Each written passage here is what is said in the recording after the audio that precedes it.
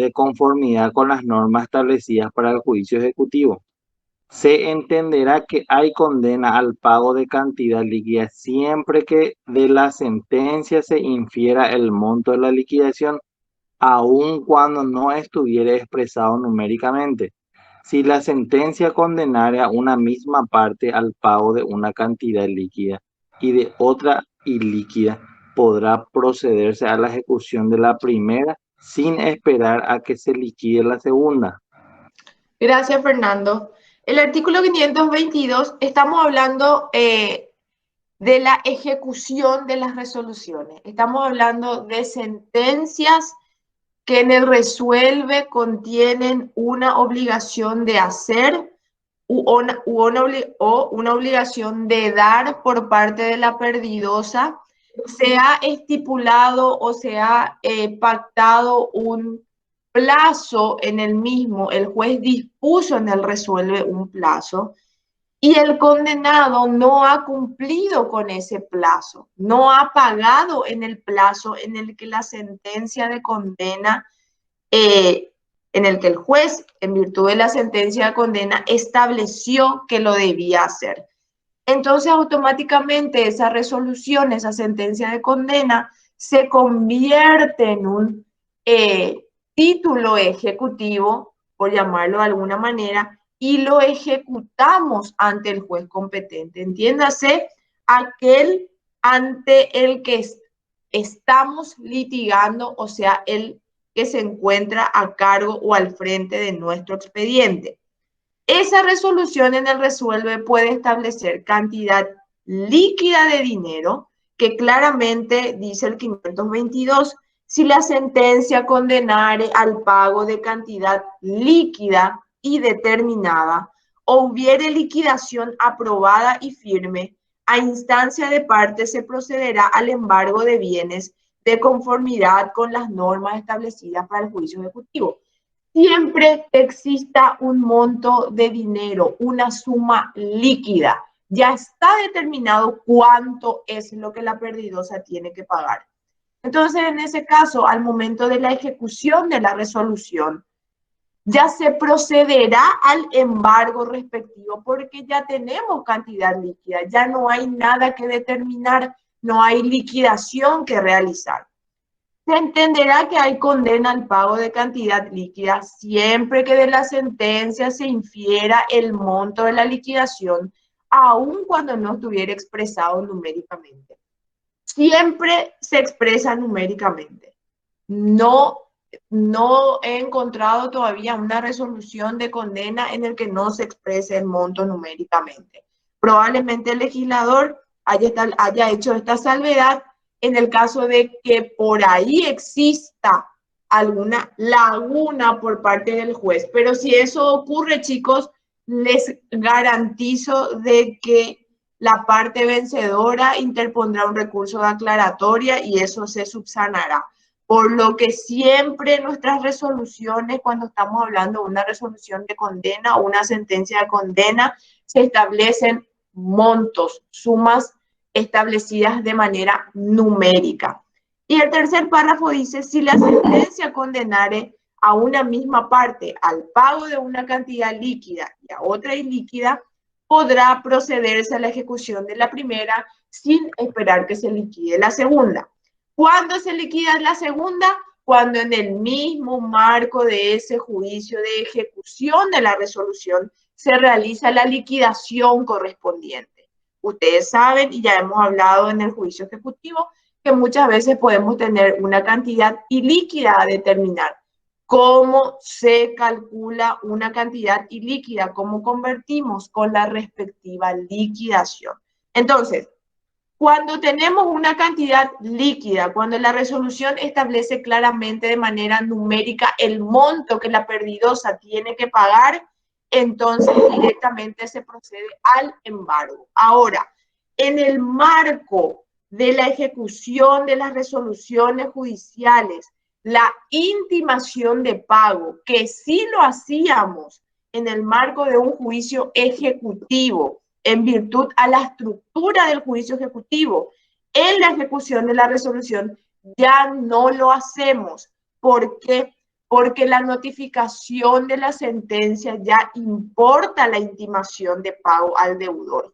Por lo tanto, en el juicio de ejecución, cuando yo ejecuto la resolución por la cual se estableció que el deudor o que el demandado me tiene que pagar una suma de dinero, en el marco de esa ejecución de la resolución ya no debo pagarle al oficial de justicia, ya no debo solicitar que se libre el mandamiento de intimación de pago. ¿Por qué? Porque la notificación de la sentencia ya importa la intimación al deudor. Porque muchas veces se cree de que ahí se tiene que volver a intimar de pago. No, ya no es necesario, la norma no prevé esa situación, por lo tanto la simple notificación de la sentencia ya importa la intimación. Artículo 523, Ricardo, ¿puedes leer, por favor? Sí, profe.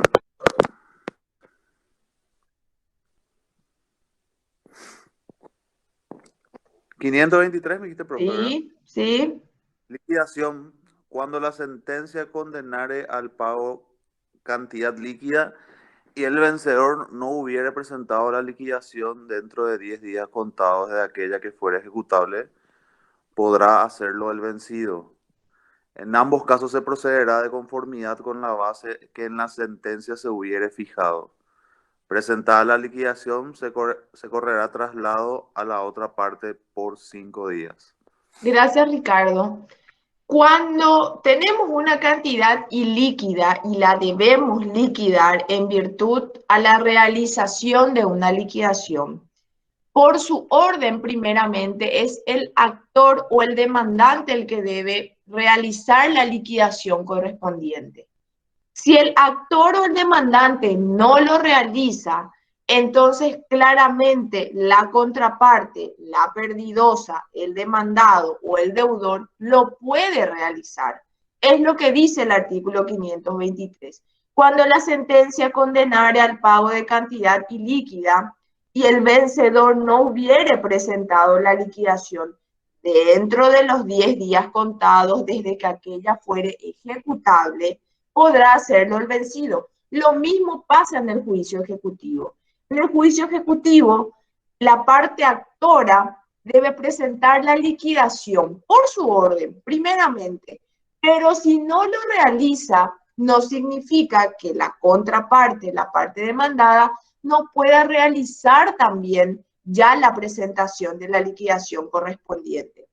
En ambos casos, dice el artículo 523, se procederá de conformidad con la base que en la sentencia se hubiere fijado. Recuerden que aquí estamos en el marco de la ejecución de una resolución. Ya tenemos un monto, ya tenemos expresada una suma numérica. Entonces, siempre esa será la base. Presentada la liquidación, se correrá traslado a la otra parte por 5 días. En cuanto a la liquidación, si tenemos una suma líquida y una suma ilíquida en una resolución, en el resuelve de una resolución, procedemos inmediatamente al embargo en virtud a la cantidad líquida, que ya la tenemos, que ya sabemos cuánto es, y en cuanto a lo ilíquido, procedemos a la liquidación correspondiente en virtud al 523. Si lo realiza la parte actora, genial, de eso se corre traslado a la parte demandada, la parte demandada contestará y posterior a eso el juez en virtud de un auto interlocutorio resolverá la cuestión. Si la parte demandante, la parte actora no presenta esa liquidación después del plazo de 10 días, claramente la parte demandada o la contraparte podrá presentar la liquidación correspondiente. Artículo 524. Sí. Un poco confundido. Este artículo 523 sí hace referencia solo a la parte ilíquida del monto adeudado. Solamente. Solamente a esa parte. Solamente, César, porque nosotros acá ya estamos en la ejecución de la resolución y solamente cuando no tengamos determinado eso en el resuelve de la resolución que nosotros estamos ejecutando. Porque siempre para ejecutar una resolución tenemos que tener una cantidad líquida.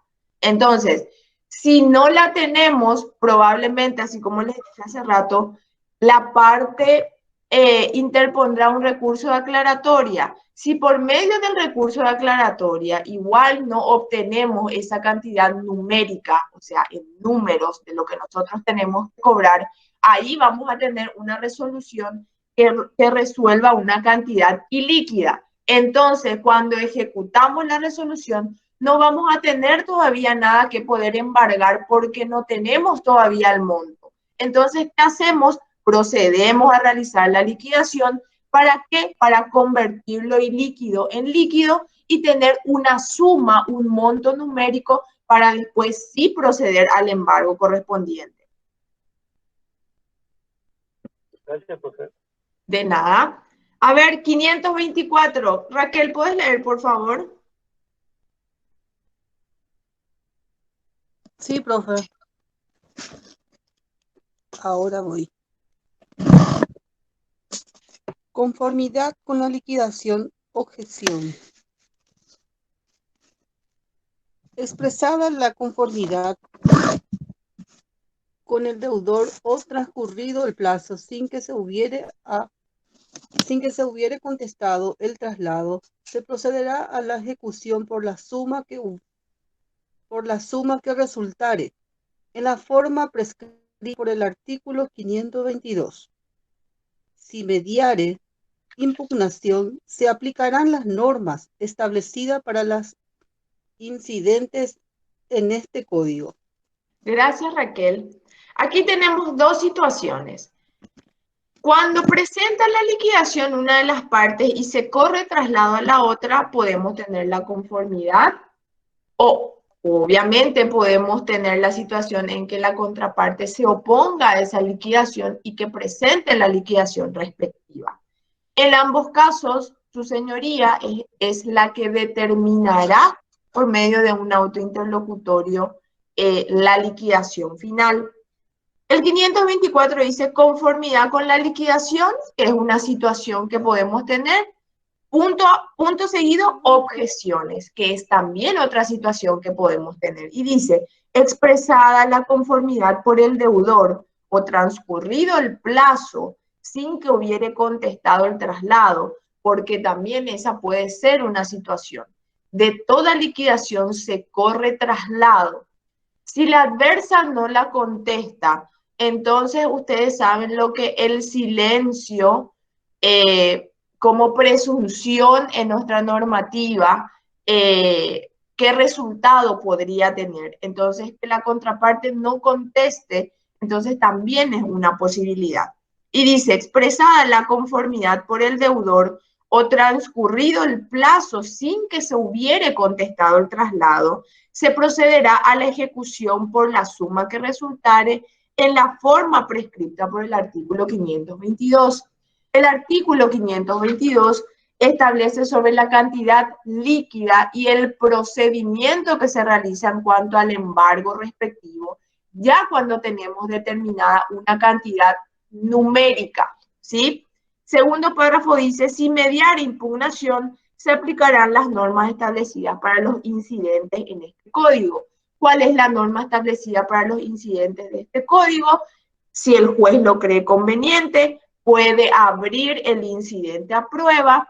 Si el juez no lo cree conveniente, puede directamente llamar autos para resolver, pero significa de que en el caso de que la contraparte haya opuesto objeciones a la liquidación presentada por la otra, el trámite que se le tiene que dar a esa objeción es la de un incidente.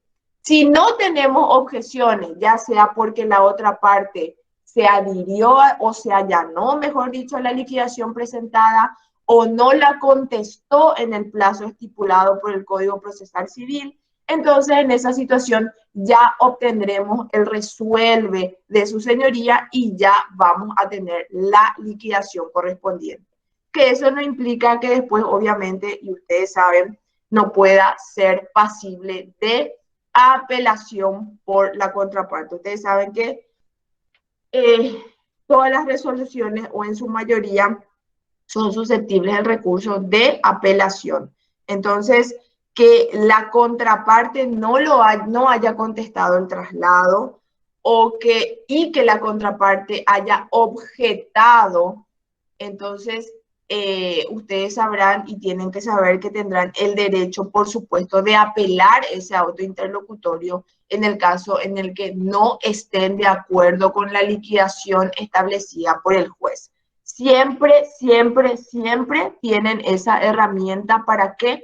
Para someter ante el superior lo que ha resuelto el inferior, para saber si realmente esa determinación o ese monto es lo que corresponde en virtud a las liquidaciones y en virtud a la documentación que obra en el juicio respectivo. 525, a ver, ¿quién está? Mirna, ¿puedes leer el 525? ¿Estás ahí? ¿O no está? Alejandra, ¿estás? Profe, sí, estoy dando cuenta nomás el micrófono, profe. 525. Bueno. Sí. Citación de venta. Sí. Trabado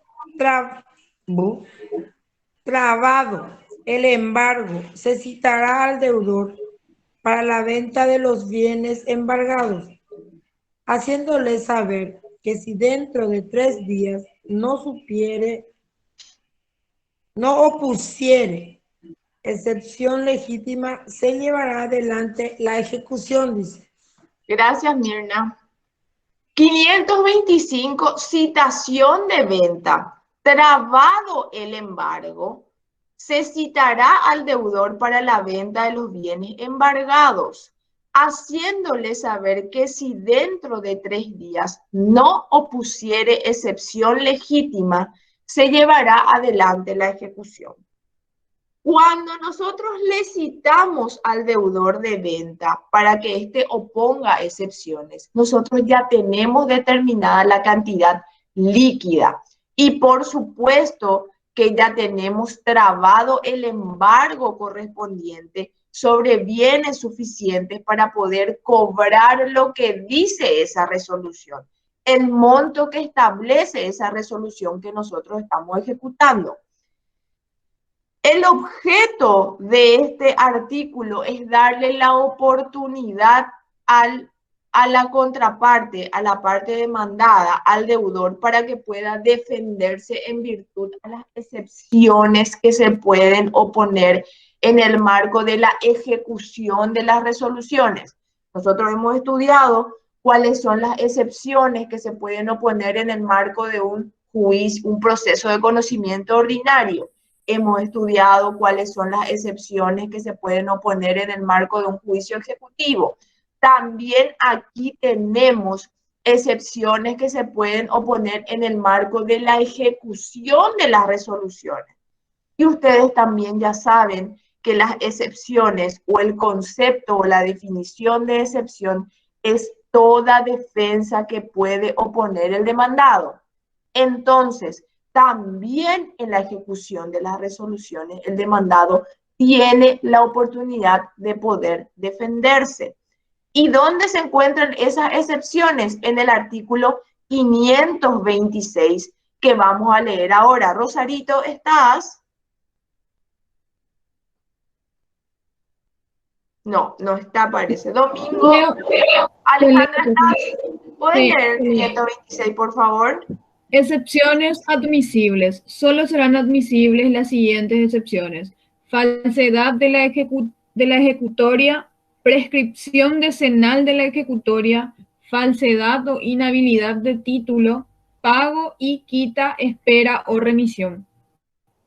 Gracias, Alejandra. El artículo 526 nos menciona o taxativamente nos indica cuáles son las excepciones admisibles en el marco de la ejecución de una resolución, que es lo que estamos estudiando ahora. En primer lugar, dice falsedad de la ejecutoria.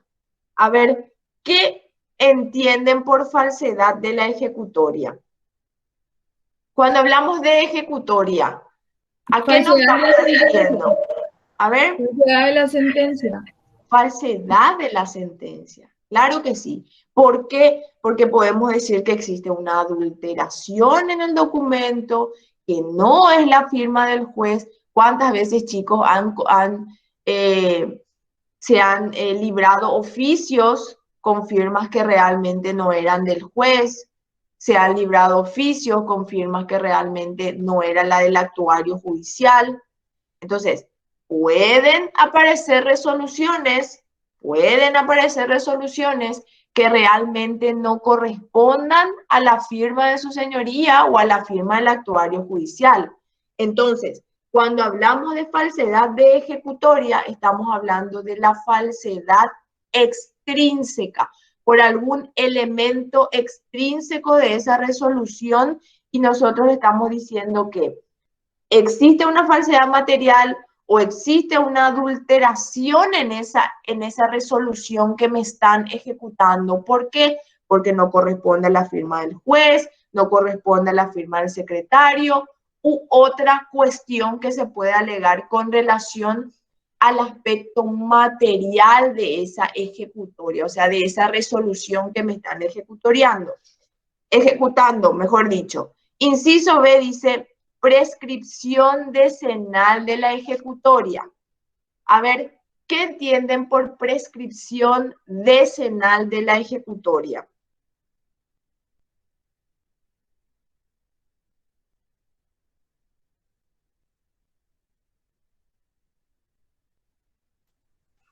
No sé si es lo correcto, pero que hayan pasado 10 años de la sentencia y recién se quiere ejecutar.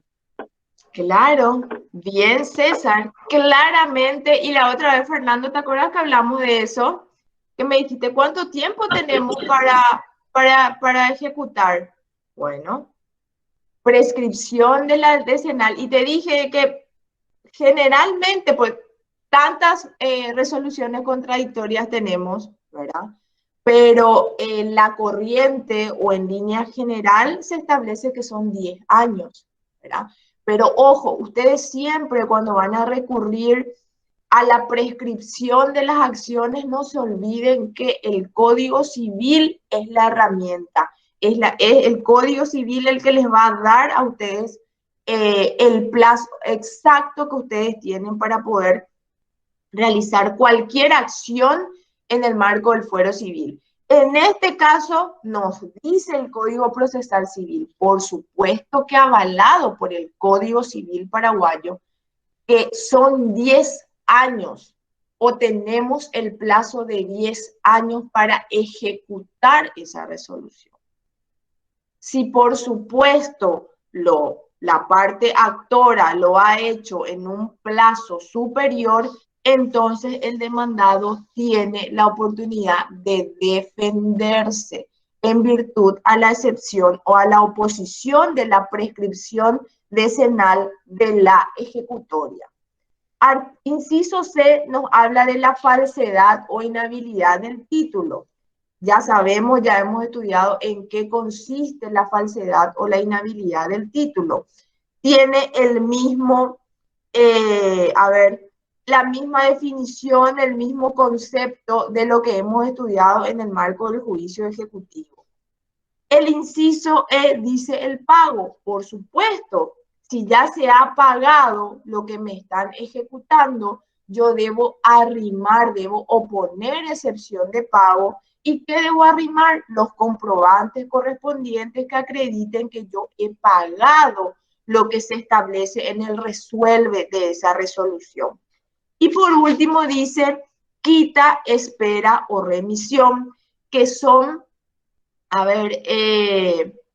son cuestiones que se pueden acordar con el acreedor o con el demandante. Ustedes saben que la quita corresponde a un descuento que se puede hacer sobre la deuda. La espera significa justamente espera, que se le da un plazo mayor para que pueda pagarse esa deuda. Pero claramente, chicos, siempre cuando hablamos de quita, espera o remisión, siempre, siempre, siempre debe estar de manera taxativa en un instrumento público. ¿Por qué? Porque yo no puedo oponer excepción de quita y manifestar en ese escrito mi deseo de que el demandante me realice una quita. O yo no puedo oponer una excepción de espera con el deseo de que mi acreedor o el demandante me espere y me otorgue un plazo mayor para pagar la deuda. No, yo debo oponer la excepción de quita, espera o remisión cuando yo he llegado ya a un acuerdo con la parte demandante. Entonces yo puedo presentar el instrumento público que avale esa situación.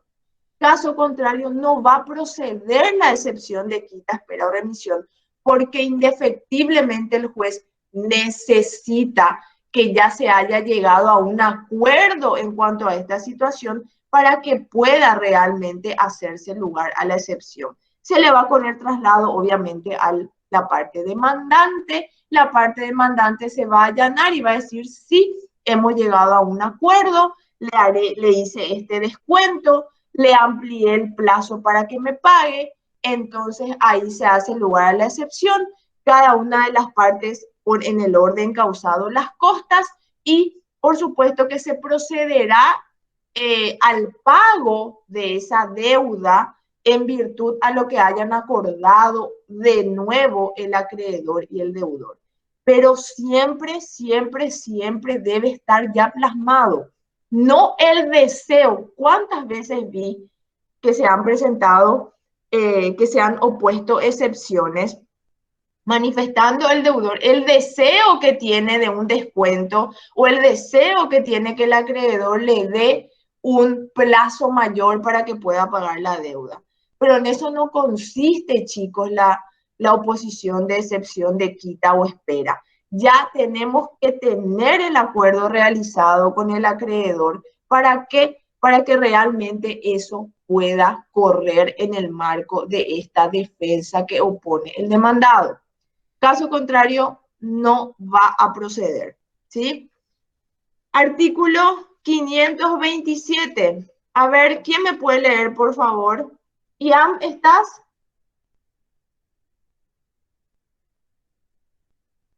Creo que no. Sí, profe. Ah, sí está, Ian. ¿Puedes leer el 527? Sí, voy a buscar. Abrí ya tu código, Ian. A ver, Fernando, vos tenés abierto tu código. ¿Puedes leer, por favor? Artículo 527. Prueba.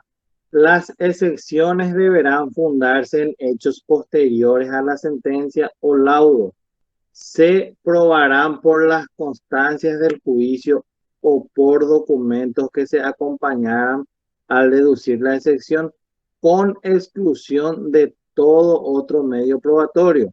Si no se acompañaran los documentos, el juez rechazará la excepción sin sustanciarla. La resolución será recurrible. El juez podrá abrir a prueba la excepción o la oposición del ejecutante por plazo máximo de 10 días. Gracias, Fernando. Claramente, cuando hablamos de prueba, estamos hablando en el caso de que se hayan opuesto excepciones.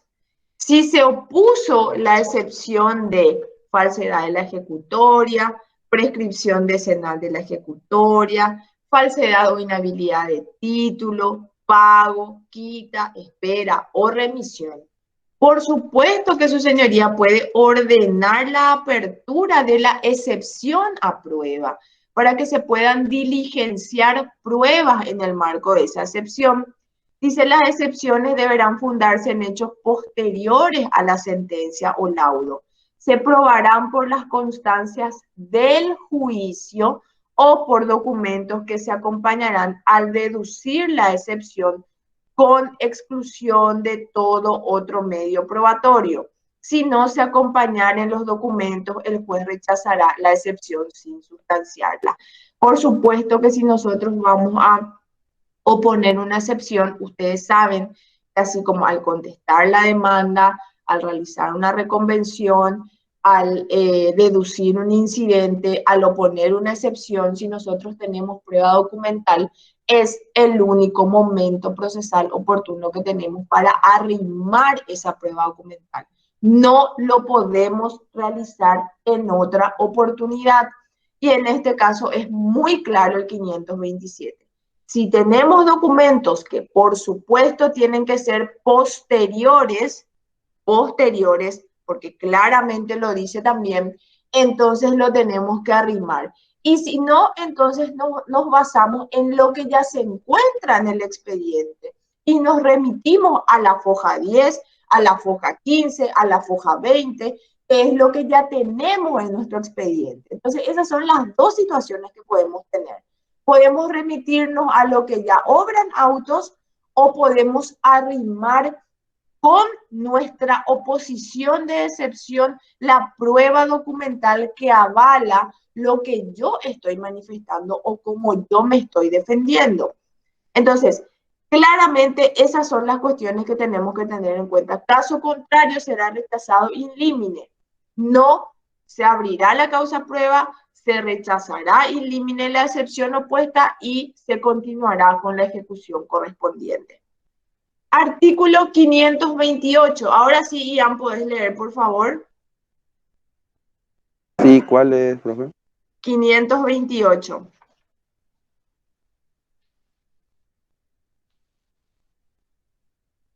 Ahora me ubico. A ver, César, ¿tenés el 528? Sí tengo, profe. Artículo 528, resolución. No habiéndose deducido excepción dentro del plazo legal, se mandará a continuar la ejecución sin recurso alguno. Si se la hubiere deducido, el juez, previo traslado al ejecutante por 3 días, mandará a continuar la ejecución o, si declarare procedente la excepción, rechazará aquella y levantará el embargo. Gracias, César.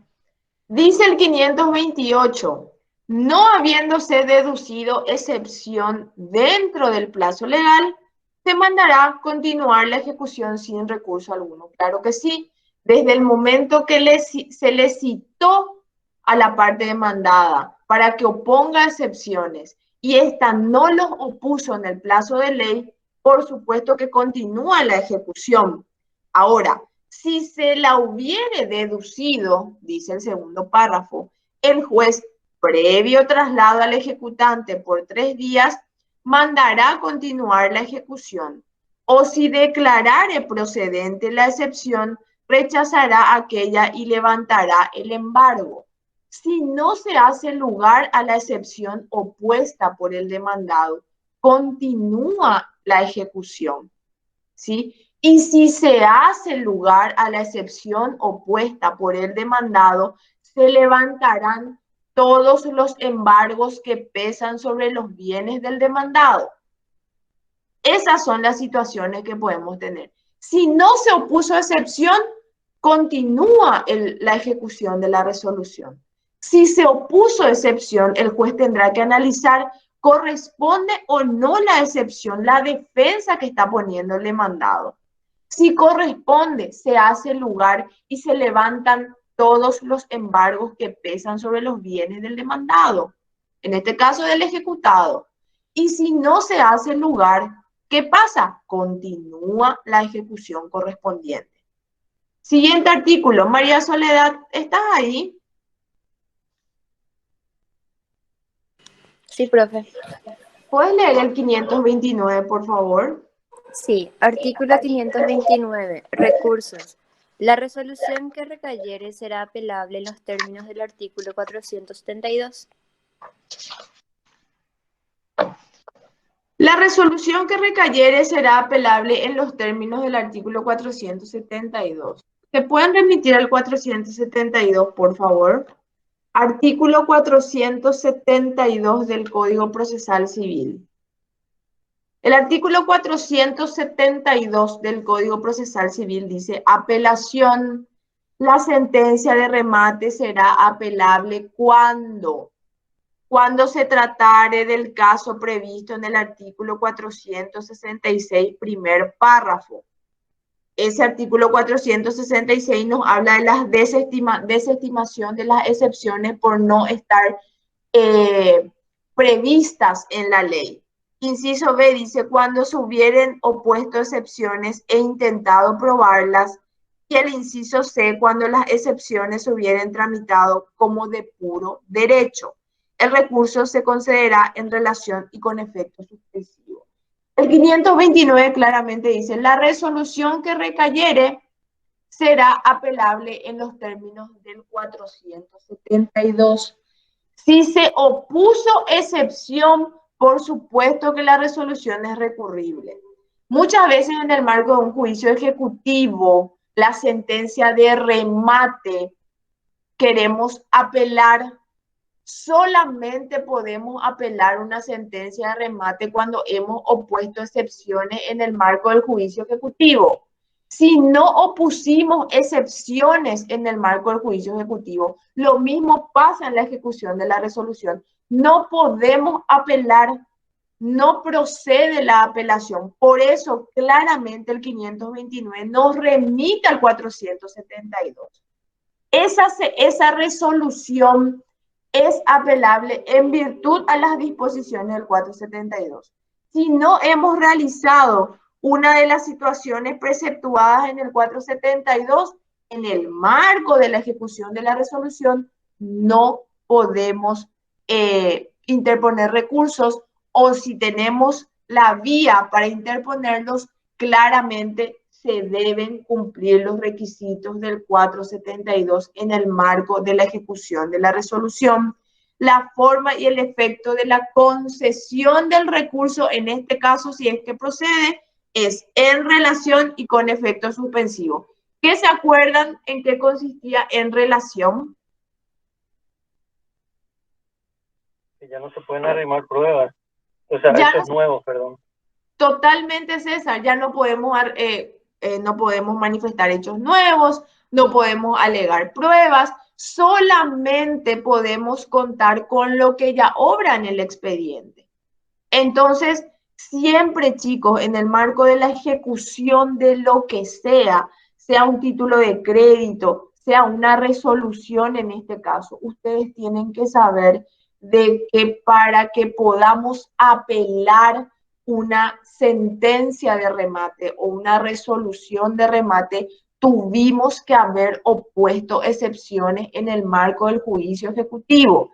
Caso contrario, se rechazará la interposición de la apelación correspondiente en virtud al 472. Entonces, ese es un dato muy importante que tienen que manejar. Todos nos hemos equivocado, a mí me ha pasado en el primer juicio ejecutivo que yo he realizado, y yo lo primero que hice, dije, 472, ¿qué pasa con el 472? Porque muchas veces uno en el marco de un juicio ejecutivo no quiere oponer por oponer nomás excepciones. De eso ya habíamos hablado también, siempre hay que ser responsables, porque la oposición de excepciones, ustedes saben que si perdemos genera costas. Entonces, siempre tenemos que ser responsables con eso. Y si uno no opone excepciones en el marco del juicio ejecutivo, no se encuentra expedita la vía para recurrir la resolución de remate. Eso no significa de que siempre vamos a tener que oponer excepciones porque sí, ¿verdad? ¿Por qué? Porque si no corresponde que opongamos las excepciones. ¿Por qué? Porque les vuelvo a repetir, generan costas. Y tenemos que tener mucho cuidado y siempre tenemos que resguardar los intereses de nuestros clientes. Y lo que yo les recomiendo siempre que hagan es que le presenten un memo con el resultado de la situación. Porque muchas veces el cliente igual quiere que opongas, igual quiere que presentes. Uno realiza el análisis correspondiente y dice, no procede. Pero el cliente te dice, no, pero sí, pero yo presenté, pero a lo mejor me sirve este recibo, a lo mejor me sirve este papel. Entonces, bueno, yo voy a oponer la excepción con la salvedad de que mi análisis me lleva a que esto no corresponde y que el juzgado lo rechazará. Entonces, cuando se rechace, ustedes van a tener la tranquilidad de que ustedes ya le han advertido a su cliente de que eso podía ocurrir. Artículo 530. A ver, César, ¿puedes leerme el 530, por favor? Sí, artículo 530, cumplimiento. Consentida, firme o ejecutoriada la sentencia que mande llevar adelante la ejecución, se procederá según las reglas establecidas para el cumplimiento de la sentencia de remate hasta hacerse pago al acreedor. Después, modificado esa parte también, profe. Sí, por favor. Modificado por el decreto número 1493/2000. Sí, que Artículo modificó este 530, artículo. cumplimiento. Sí. Consentida, firme o ejecutoriada la sentencia que mandare llevar adelante la ejecución, se procederá según las reglas establecidas para el cumplimiento de la sentencia de remate hasta hacerse pago al acreedor. Si la sentencia condenare al pago de una suma de dinero líquida y exigible al Estado, a las entidades autárquicas o autónomas o a los gobiernos departamentales o municipales, se hará saber su monto al Ministerio de Hacienda o a las gobernaciones y municipalidades para su inclusión en los respectivos presupuestos. Gracias, César. Cuando hablamos de una persona física, ya sabemos cómo debemos proceder en el caso de llevar a remate para poder hacer efectivo nuestro cobro. Pero cuando estamos hablando del Estado paraguayo, ¿sí? Para que nosotros podamos cobrarle al Estado paraguayo, lo que tenemos que hacer es comunicar al Ministerio de Hacienda una vez que la sentencia esté firme, consentida y ejecutoriada. Le comunicamos al Ministerio de Hacienda ¿para qué? Para que cuando el Ministerio de Hacienda trabaje en la elaboración del presupuesto general de la nación, ¿sí?, pueda incluirse esa deuda que el Estado paraguayo tiene que pagarme para que el año siguiente yo pueda cobrar. Caso contrario, no voy a cobrar nunca, chicos. Nunca.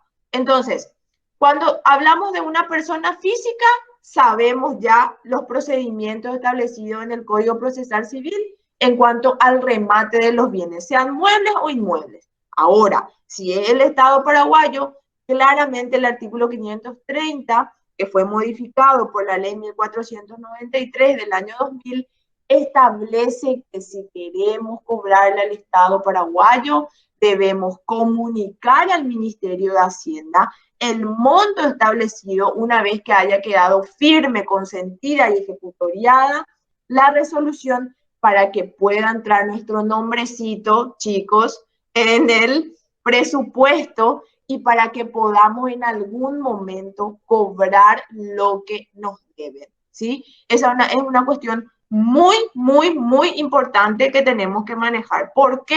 Porque muchas veces creemos de que ya tenemos nuestra resolución firme, consentida y ejecutoriada y que ya podemos ir rápidamente a que el Estado paraguayo o cualquier entidad autárquica o autónoma nos pague. A mí me pasa mucho con la Facultad de Ciencias Médicas. Se plantean demandas, se establecen montos de dinero y la gente piensa que tiene que enviar ahí la resolución a tesorería y que tesorería le va a dar un cheque y que tesorería le va a pagar. No es así, existe un procedimiento cuando estamos hablando del Estado, entidades autárquicas, autónomas, municipalidades. Ojo, qué difícil es cobrarle a las municipalidades, qué difícil es cobrarle a las municipalidades. Cuando estamos hablando de gobernaciones, siempre, siempre, siempre debemos comunicar al Ministerio de Hacienda para que el siguiente año recién nosotros podamos realizar los trámites para el cobro correspondiente, ¿sí? Artículo 531. A ver, María Soledad, vos ya leíste, creo que sí, ¿verdad? Rosarito, lo que no está, parece. Rosarito, ¿estás? María Soledad, ¿puedes leer el 531, por favor? Sí, profe. Artículo 531. Liquidación en casos especiales. Siempre que las liquidaciones o cuentas fueren muy complicadas o de lenta y difícil justificación o requirieren conocimientos especiales, serán sometidas a la decisión de 1 o 3 peritos, según la importancia del asunto, designados de oficio por el juez, que establecerá el plazo dentro del cual deberán dictaminar. Gracias, María Soledad. Este es el caso cuando tenemos, por ejemplo, liquidaciones o cuentas complicadas, cuentas largas, difíciles, y necesitamos indefectiblemente de la intervención de peritos. ¿A qué perito nosotros, a qué experto vamos a convocar en el marco de una liquidación para que nos ayuden a realizar una liquidación?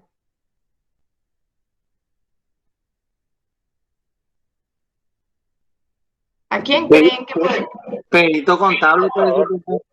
Peritos contables, claro que sí. Muchas veces ocurre que estamos en el marco de sociedades, que estamos en el marco de empresas, que presentan contabilidades largas, complicadas, difíciles, y que muchas veces necesitamos la colaboración de expertos, en este caso contadores, que nos ayuden a realizar la liquidación correspondiente. Pero estos son casos muy especiales en el que las partes no pueden realizar y ofrecen los peritos, o el mismo juez designa de oficio peritos. Si es que ocurre eso, chicos, y si es que estamos hablando de liquidación en casos especiales y de la designación de peritos para la colaboración en la realización de la liquidación, tenemos que saber de que nos remitimos a la prueba pericial, que ya la hemos estudiado. El trámite se realiza de esa manera, con los plazos establecidos en la parte de la prueba pericial que ya hemos estudiado en el marco del proceso de conocimiento ordinario. Hasta aquí llega la ejecución de las resoluciones emitidas por jueces paraguayos. Ahora, que es un solo artículo, no se preocupen, y con esto terminamos, no les voy a estirar demasiado. Tenemos la ejecución y eficacia de las sentencias dictadas por tribunales extranjeros. ¿Qué hacemos con las resoluciones que fueron dictadas en otro país? Ya sabemos ahora qué hacemos con las resoluciones de condena que se expiden aquí en el marco del Poder Judicial, aquí en la República del Paraguay. Si se establece un monto de dinero, si es una sentencia de condena, y si no me está pagando la perdidosa en el plazo estipulado en esa misma resolución, yo tengo las herramientas para ejecutar el pago de esa resolución. El pago, el monto de lo que dice ahí. Ahora, ¿qué hacemos con las resoluciones que fueron dictadas en el extranjero? Es lo que vamos a ver en este único artículo. Creo que un solo artículo es, sin mal no, dos artículos. Perdón, chicos. 3 artículos. A ver, 532. Fernando, ¿puedes leer el 532? Sí, profe. Artículo 532. Procedencia. El título también puedes leer, porfa. Sí, de la ejecución y eficacia de sentencias dictadas por tribunales extranjeros. Artículo 532. Procedencia.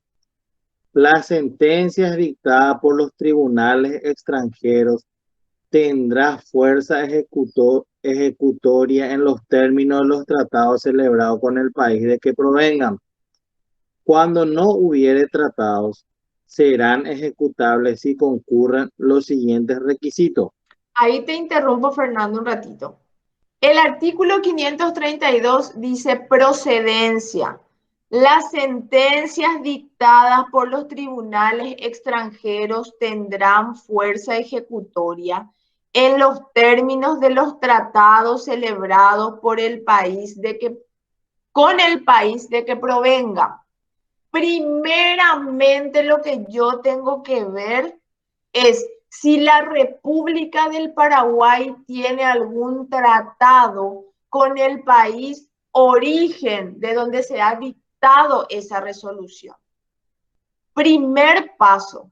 ¿Por qué? Porque si el Paraguay tiene firmado un tratado o un acuerdo internacional, en ese acuerdo ustedes van a encontrar cómo tienen que ejecutar la resolución. Si la República del Paraguay no tiene ningún tratado o acuerdo firmado con el país del cual es origen esa resolución, entonces ahí el Código Procesal Civil nos dice qué tenemos que tener en cuenta para poder ejecutar esa resolución en nuestro país. Fernando, ¿puedes continuar, por favor? Bueno, cuando no hubieren tratado serán ejecutables si concurren los siguientes requisitos.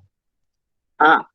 Que la sentencia con autoridad de cosa juzgada en el estado en que fue pronunciada emane de tribunal competente en el orden internacional y sea consecuencia del ejercicio de una acción personal o de una acción real sobre un bien mueble, si éste ha sido trasladado a la República durante o después del juicio tramitado en el extranjero. Otro inciso. Que no se halle pendiente ante un tribunal paraguayo una litis con el mismo objeto y entre las mismas partes. Que la parte condenada domiciliada en la República hubiese sido legalmente citada y representada en el juicio o declarada rebelde conforme a la ley del país donde se sustanció el proceso. Que la obligación que hubiere constituido el objeto del juicio sea válida según nuestras leyes. Que la sentencia no contenga disposiciones contrarias al orden público interno. Que la sentencia reúna los requisitos necesarios para ser considerada como tal en el lugar en el que hubiere sido dictada y las condiciones de autenticidad exigidas por la ley nacional. Que la sentencia no sea incompatible con otra pronunciada con anterioridad o simultáneamente por un tribunal paraguayo. Gracias, Fernando. Toda la respuesta tenemos en el artículo 532. El artículo 532 es clarísimo, chicos. Lo que nosotros tenemos que manejar en cuanto a la ejecución y la eficacia de las sentencias que se dictan en el extranjero y que desean que se dé cumplimiento de las mismas en el territorio paraguayo. Lo primero que tenemos que hacer es cerciorarnos si existe o no un tratado o acuerdo internacional. Rápidamente les puedo decir que tenemos el Tratado de Montevideo, no sé si ustedes ya lo habrán estudiado. Paraguay suscribió este tratado con Argentina, Bolivia, Brasil, Colombia, Uruguay. Tenemos la Convención Interamericana sobre Eficacia Extraterritorial de las Sentencias y Laudos Arbitrales Extranjeros. Estos son los tratados, mejor dicho, que existen otros, pero estos dos son los más relevantes en materia de... Ah, genial, Arlene. Acá Arlene me dice que dieron en quiebras este tratado. Estos tratados son los más relevantes en materia de ejecución de las resoluciones de tribunales extranjeros. Claramente en esos tratados se establece cuáles son los requisitos que todos los países que firmaron ese tratado han acordado que se tiene que cumplir para que se pueda ejecutar una resolución extranjera en su país. Si nosotros miramos, bueno, tenemos que ejecutar una resolución que fue emitida o dictada en la República Oriental del Uruguay. Bueno, a ver, ¿qué tratados tenemos con Uruguay? Una sentencia extranjera que quiere ser ejecutada acá, que se dictó en Bolivia. A ver, ¿tenemos un tratado con Bolivia? Ese es el primer paso, porque en ese tratado está la respuesta. Ahora, si no tenemos tratado o acuerdo internacional firmado con el país de origen de esa, gracias Bianca, del origen, del país de origen de esa resolución, entonces ahí nos vamos al 532 que nos da toda la respuesta. ¿Qué tenemos que tener en cuenta para que esa resolución extranjera se pueda ejecutar en la República del Paraguay? A ver, 533. ¿Quién es competente? A ver, ¿quién puede leer? Ricardo, ¿puedes leer el 533? Sí, profe. Ay, a ver. Competencia, recaudos, sustanciación. La ejecución de la sentencia dictada por un tribunal extranjero, creo que está mal tipeada mi código. Se pedirá ante el juez de primera instancia de turno que corresponda, acompañando su testimonio legalizado y traducido, así como los testimonios de las actuaciones que acredite que ha quedado ejecutoriada y que se han cumplido los demás requisitos, si no resultaren de la sentencia misma. Gracias, Ricardo. Está muy bien tu código porque dice pedirá. No sé si coinciden los otros que tienen su código. El mío por lo menos dice pedirá. A ver, dice, la ejecución de la sentencia... Sí. La ejecución de la sentencia dictada por un tribunal extranjero se pedirá ante el juez de primera instancia de turno que corresponda, acompañando su testimonio legalizado y traducido en el caso que ustedes... Lo que ustedes tienen que tener en cuenta es lo siguiente.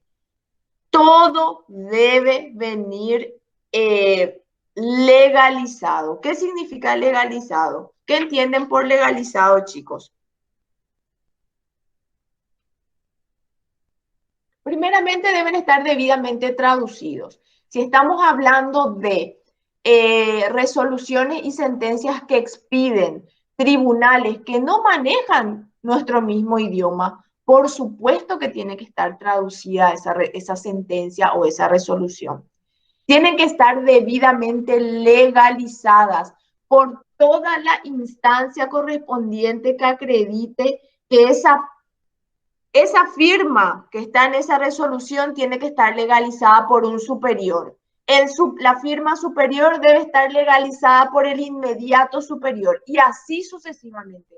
La firma de la resolución de esa sentencia extranjera que se quiere ejecutar en la República del Paraguay debe estar legalizada.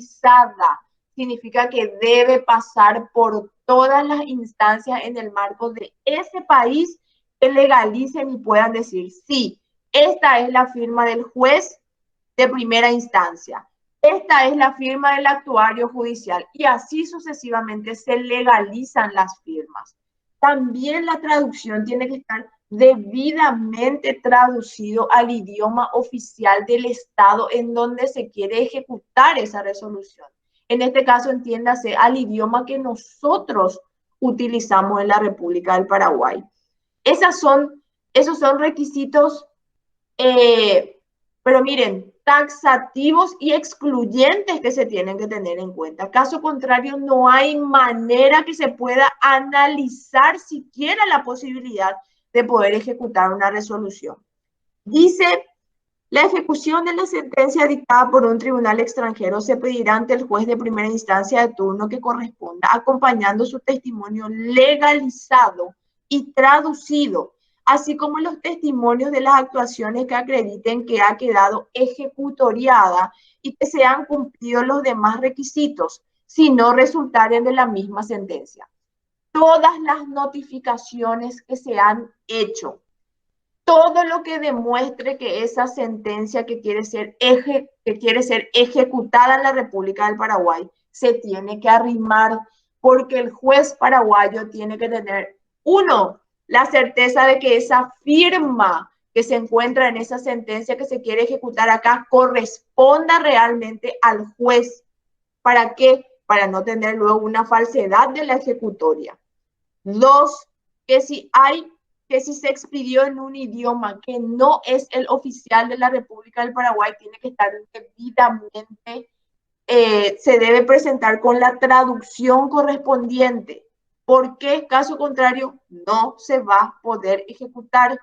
Y tienen que arrimarse también todos los documentos que le acrediten al juez de primera instancia de la República del Paraguay que esa sentencia extranjera ha quedado firme, consentida y ejecutoriada. Entiéndase que tienen que arrimarse todas las notificaciones que se le ha realizado a la parte demandada y por supuesto con eso verificará el juez paraguayo que ya ha transcurrido el plazo de ley para que el mismo pueda interponer cualquier tipo de recursos. Entonces, en ese caso, sí tiene la certeza de que esa resolución ya se encuentra firme y que por lo tanto puede ser ejecutada en la República del Paraguay siempre y cuando se reúnan los requisitos del artículo 532.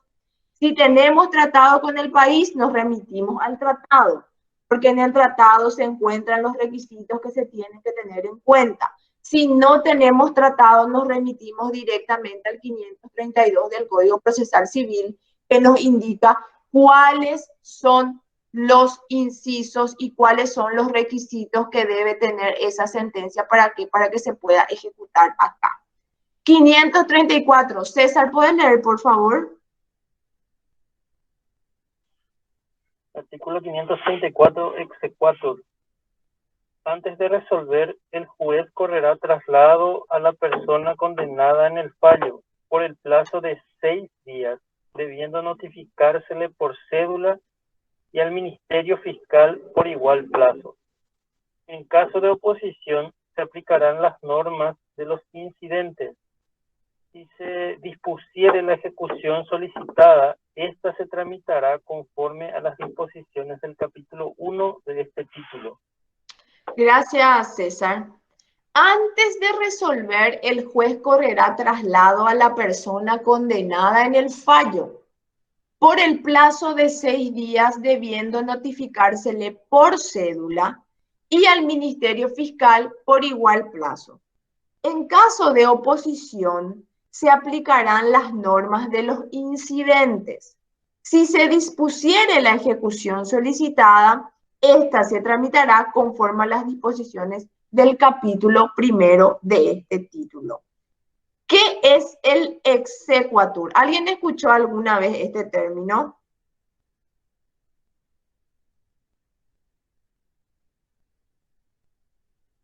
¿Escucharon alguna vez, chicos? No. ¿No? A ver, César, Fernando, ¿alguna vez escucharon? Daniel, ¿alguna vez escuchaste? Ahora, profe, primera vez escucho esto. Primera vez. El exequatur, profe, no es justamente la sentencia dictada en el extranjero que tiene que ejecutarse en este país. Consiste en la homologación o aprobación de una sentencia extranjera con el objeto de ser ejecutada en la República del Paraguay. Ya se homologó, por eso que le corro traslado. Ya verifiqué los requisitos que me dice el tratado, si es que hay. O ya verifiqué los requisitos que me dice el Código Procesal Civil y ya se aprobó, entonces ya le corro traslado al ejecutado. Ya le doy intervención al Ministerio Público para que intervengan en el marco de esa ejecución que se va a desarrollar en la República del Paraguay.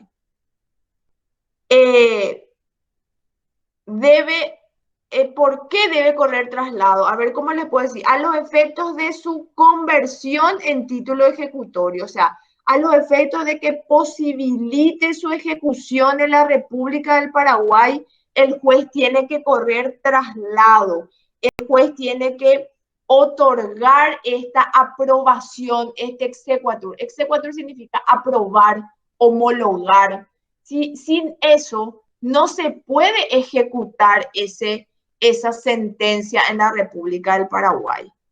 Entonces, el juez debe otorgar el exequatur a la sentencia o el laudo arbitral pronunciado en el extranjero, porque estamos hablando de sentencias que se pronuncian en el extranjero, a los efectos de su conversión en títulos ejecutivos.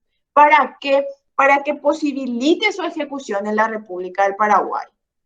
Entonces, esa es la homologación o aprobación que se realiza para que se pueda valga la redundancia, realizar ese trámite. Por eso ya le corremos traslado a la persona condenada en el fallo y ya le damos intervención al Ministerio Público para que también la Fiscalía corrobore toda la situación a los efectos de que se dé cumplimiento y que por supuesto no afecte el orden público nacional la ejecución de esa resolución que fue dictada en el extranjero.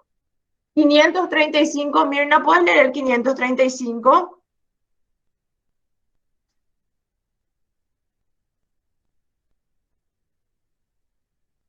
Sí, profe, mi micrófono no da problema, yo. 535. Sí. 535 dice, profe, que es el... eficacia, ¿verdad, profe? Sí. Eficacia de la sentencia extranjera. Cuando en juicio se invocare la autoridad de una sentencia extranjera o esta solo tendrá eficacia si reúne el requisito del artículo 532. Sí. Eficacia de la sentencia extranjera. Cuando en juicio se invocare la autoridad de una sentencia extranjera, esta solo tendrá eficacia si reúne los requisitos del artículo 532. El artículo 532 nos habla de los requisitos que tienen que tener las sentencias emitidas en el extranjero para que tengan validez en la República del Paraguay. Entonces, por supuesto que nosotros podemos invocarla si es que no atenta contra todas las disposiciones que se establecen en el artículo 532 para que tenga eficacia. Claramente el artículo 535 nos habla de la eficacia en el caso de que invoquemos la autoridad de una sentencia extranjera. Artículo 536, Alejandra, ¿estás? O, a ver, Daniel, ¿estás? Sí, profe. ¿Puedes leer el 536, por favor? Artículo 536. Laudos arbitrales. Los laudos arbitrales pronunciados por tribunales extranjeros tendrán fuerza ejecutoria y eficacia en la República en los términos de los tratados celebrados con el Estado de que provengan.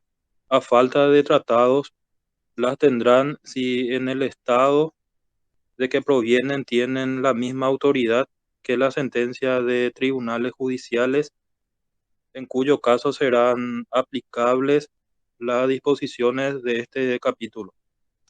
No, gracias, Daniel. ¿Tienen que ese artículo fue derogado en sus códigos? ¿Sí? Bueno, pónganle una cruz ya a ese artículo. El artículo 536 fue derogado por la ley 1879 del año 2002, que es la ley de arbitraje y mediación.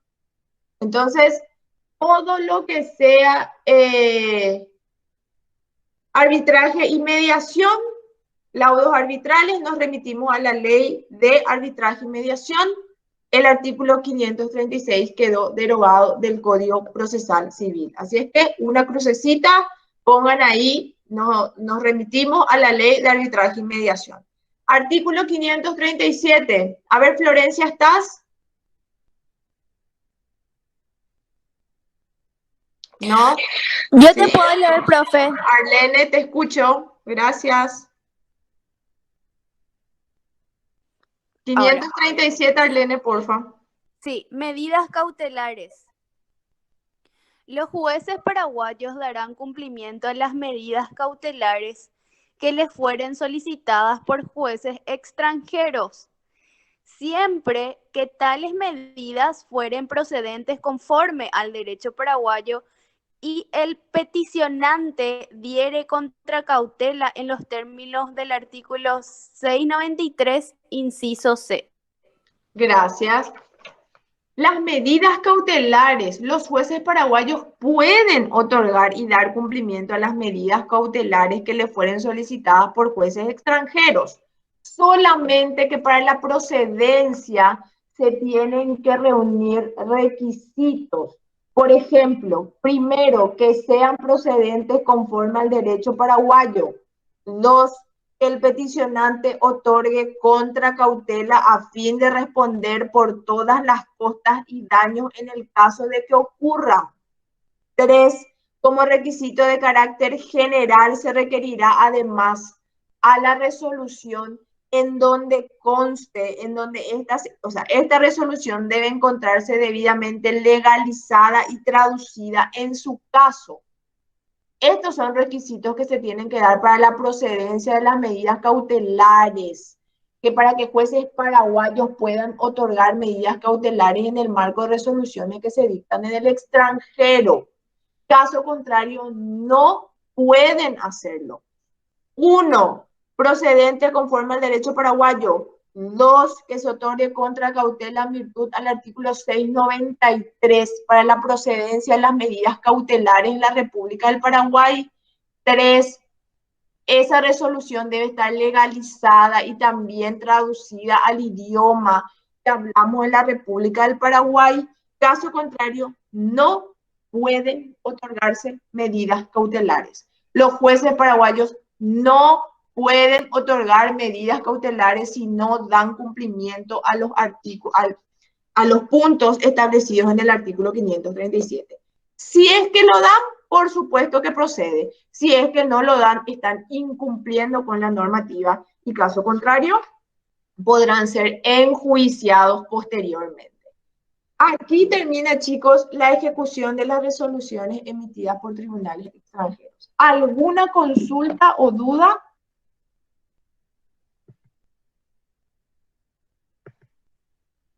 Demasiado claro.